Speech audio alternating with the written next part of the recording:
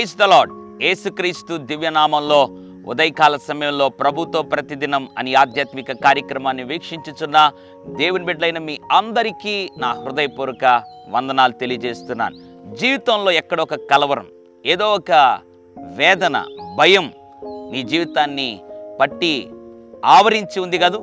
ఈ ఉదయకాల సమయంలో ఏ విషయంలో నువ్వు భయపడుతున్నావో, కలవరపడుతున్నావో నాకైతే తెలియదు, కానీ దేవుడు ఒక అద్భుతమైనటువంటి వాగ్దానాన్ని ఇచ్చి నిన్ను బలపరచాలని ఆశపడుతున్నాడు. భర్తిమై యేసు ప్రభు అని కేకలు వేసి పిలిచినప్పుడు, దావీదు కుమారుడా నజరేయుడైన యేసు నన్ను కనికరించు అని కేకలు వేసినప్పుడు, యేసు ప్రభు వాళ్ళని పిలిచినప్పుడు అక్కడున్న వారు భర్తిమైతో వెళ్ళి మాట్లాడినటువంటి మాటను దేవుడి ఉదయకాల సమయంలో నీ జ్ఞాపకం చేయాలని ఆశపడుతున్నాడు. మార్కు సువార్త 10వ అధ్యాయం 49వ వచనం. ధైర్యము తెచ్చుకొనుము, ఆయన నిన్ను పిలుచుచున్నాడు, లెమ్మని వానితో చెప్పిరి. Praise the Lord. ధైర్యము తెచ్చుకొనుము, ఆయన నిన్ను పిలుచుచున్నాడు. ఎవరైనా?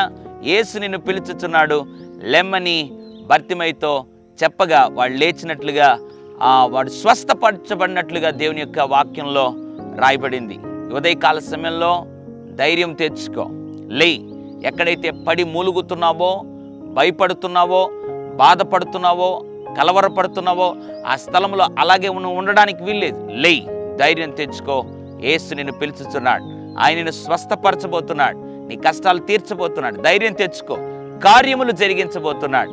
ఈ మాట నువ్వు నమ్మి విశ్వసించగలిగితే నిశ్చయముగా ఆయన నిన్ను ధైర్యపరిచి, నిన్ను లేవనెత్తి, నీ స్థితిగతులను మార్చి జీవితంలో నూతన కృపతో నింపి నిన్ను నడిపించగలడు. పరిశుద్ధుడా, ప్రేమగల తండ్రి, నీకు వందనాలు.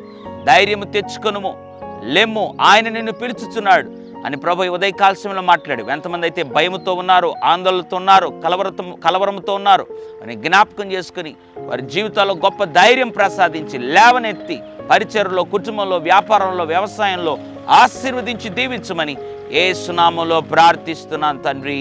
ఆమెన్. God bless you.